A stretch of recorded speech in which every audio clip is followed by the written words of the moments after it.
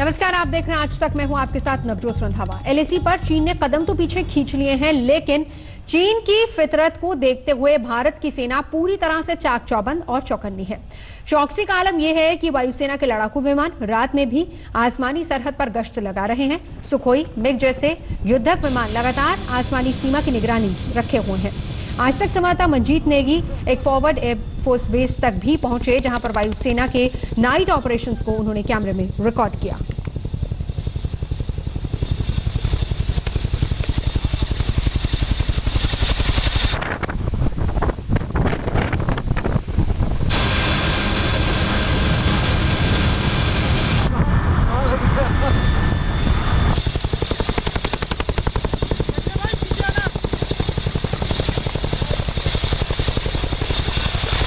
इस forward air base से वायुसेना का अपाचे हेलीकॉप्टर नाइट ऑपरेशन के लिए तैयार हो रहा है। रिफ्यूलिंग की जा रही है, साथ ही इसकी जांच की जा रही है, क्योंकि रात का ऑपरेशन काफ़ी खतरों से भरा होता है। हालांकि अपाचे हेलीकॉप्टर की बात करें तो ये बहुत ही एक अच्छा हेलीकॉप्टर है, खासतौर से माउंटेन वारफेयर के लिए। इस वक्त जिस इलाके में भारत और चीनी सेना आमने सामने खड़ी है, उस इलाके में अपाचे हेलीकॉप्टर दिन और रात के वक्त दुश्मन के खिलाफ ऑपरेशन को अंजाम दे रहा है। और इस वक्त न सिर्फ अपाचे बल्कि इसके अलावा चिनूक और मी-17 जैसे हेलीकॉप्टर भी इस ऑपरेशन का हिस्सा हैं। इसके साथ ही जो लड़ाकू विमान है वायुसेना का, वो भी दिन और रात के वक्त लगातार उड़ान भर रहे हैं। कैमरामैन संजय चौधरी के साथ मंजीत नेगी, फॉरवर्ड एयरबेस, आज तक।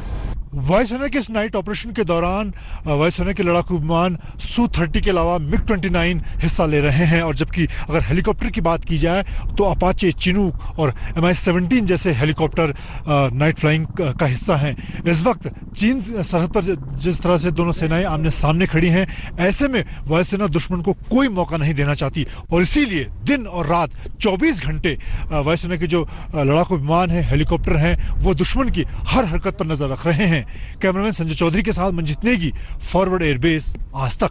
इस वक्त हम आपको चिनूक ट्रांसफर हेलीकॉप्टर का ऑपरेशन दिखा रहे हैं रात के वक्त, और इस जैसे हालात चीन सरहद पर बने हुए हैं, ऐसे में वायुसेना के एक ट्रांसपोर्ट हेलीकॉप्टर भी पूरी रात ऑपरेशन को अंजाम दे रहे हैं। इस वक्त भारतीय वायुसेना के पास ऐसे ट्रांसपोर्ट हेलीकॉप्टर 15 मौजूद हैं, और खासतौर से ऊंचे पहाड़ी इलाकों में जो हमारे जवान फॉरवर्ड पोस्ट पर मौजूद हैं, उन तक राशन हथियार पहुंचाने में अहम भूमिका निभाते हैं। कैमरामैन संजय चौधरी के साथ जितने की फॉरवर्ड एयरबेस, आज तक। तो भारतीय वायुसेना के जांबाज पायलट तैयार हैं अपने देश की हिफाजत के लिए। फॉरवर्ड एयरबस पर हमारे सहयोगी पहुंचे और उन्होंने ये तस्वीरें अपने कैमरे में रिकॉर्ड की। देखिए किस तरीके से फॉरवर्ड एयरबेस से वायुसेना के अपाचे हेलीकॉप्टर्स नाइट ऑपरेशंस को अंजाम दे रहे हैं।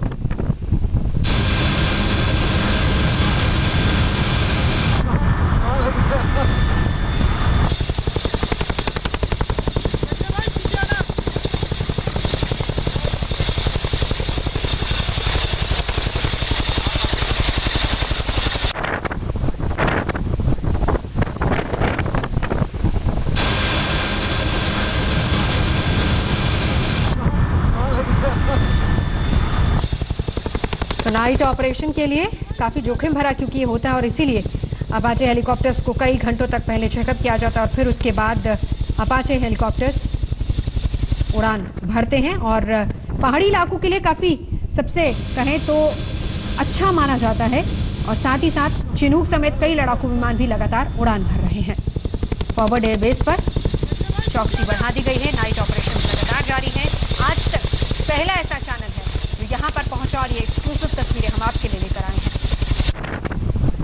अपने देश की सेवा के लिए किस तरीके से भारतीय वायुसेना के जांबाज पायलट पूरी तरह से तैयार हैं, ये तस्वीरें इसकी गवाही देती हैं।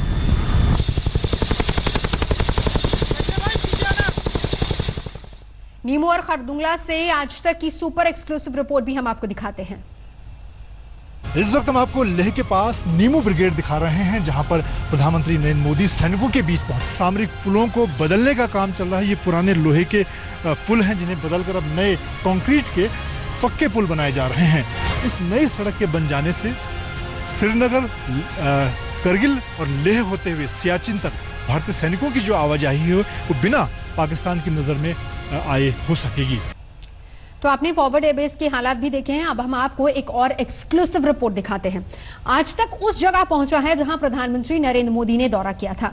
लेह से 35 किलोमीटर दूर नीमू से हम आपको हमारे संवाददाता मंजीत नेगी की ये एक्सक्लूसिव रिपोर्ट दिखाएंगे। हम आपको बताएंगे कि कैसे एलएसी के पास सामरिक पुल और सड़कों को बनाने का काम युद्ध स्तर पर चल रहा है और कैसे पुराने पुल की जगह नए मजबूत पुल बनाए जा रहे हैं जिससे सेना के भारी भरकम ट्रक और टैंक आसानी से गुजर सके। हम आपको सिंधु नदी से भी रिपोर्ट दिखाएंगे जहां पर प्रधानमंत्री नरेंद्र मोदी ने पूजा की थी। खरदुंगला में दुनिया की सबसे ऊंची मोटरेबल रोड भी हम आपको दिखाएंगे। लद्दाख में चीन से लगने वाली 1200 किलोमीटर लंबी एलएसी पर पिछले 3 सालों में बीआरओ ने काफी तेजी के साथ काम किया है। खासतौर से ऐसे पुराने सामरिक पुलों को बदलने का काम चल रहा है। ये पुराने लोहे के पुल हैं जिन्हें बदलकर अब नए कंक्रीट के पक्के पुल बनाए जा रहे हैं।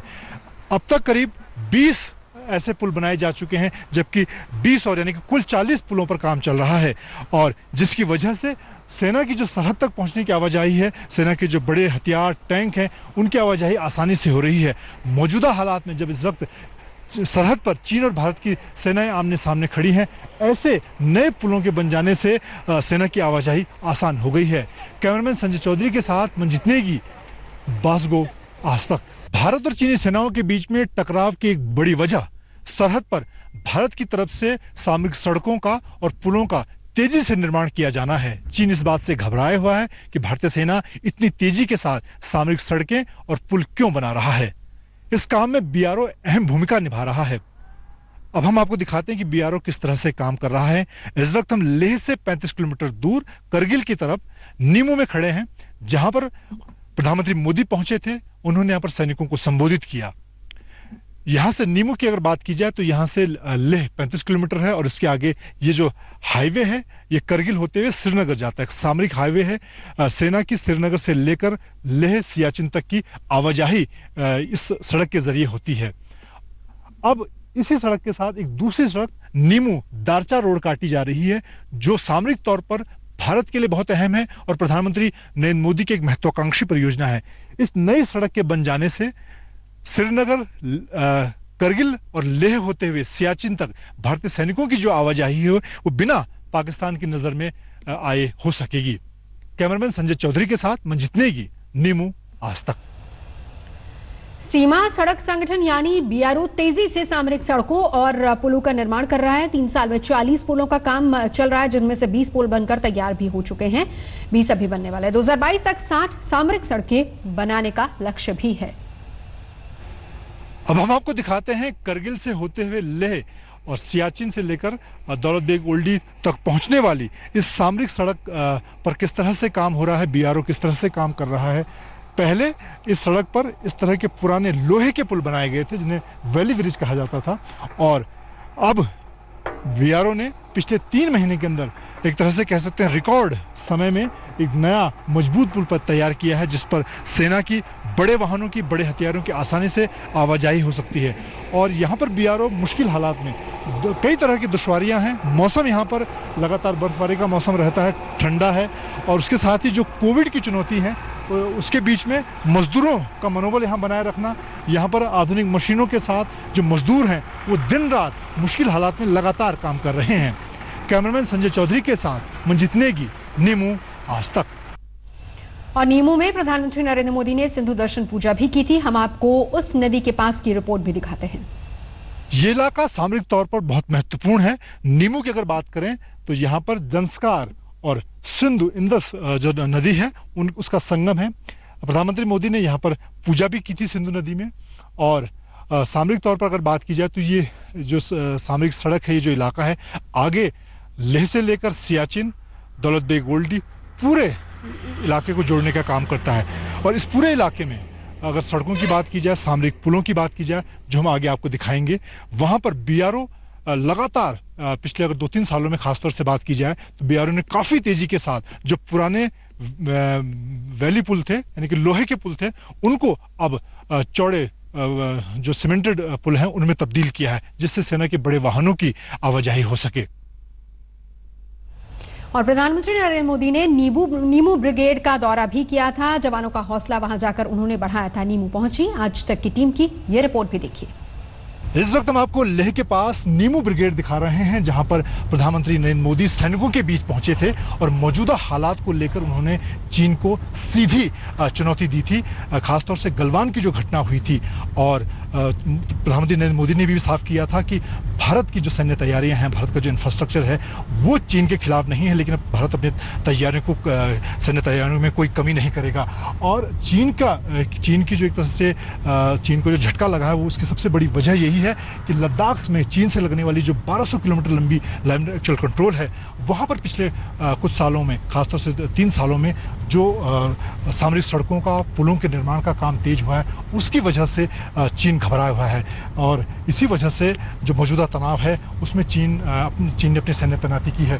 और यहाँ पर अगर बात की जाए, हम इस नीमू ब्रिगेड की बात करें, ये पूरा इलाका सामरिक इलाका है। यहाँ पर भारतीय सेना की अगर तैयारियों की बात करें तो जबरदस्त सेना ने तैयार किया। हालांकि सामरिक दृष्टि से हम इस इलाके के बारे में, सेना की तैयारियों के बारे में ज़्यादा जानकारी नहीं दे पाएंगे।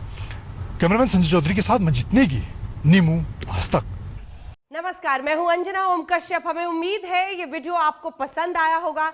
लेटेस्ट खबरों के लिए यूं ही देखते रहिए आज तक, और इस वीडियो के पसंद आने पर लाइक, शेयर एंड सब्सक्राइब करना ना भूलें।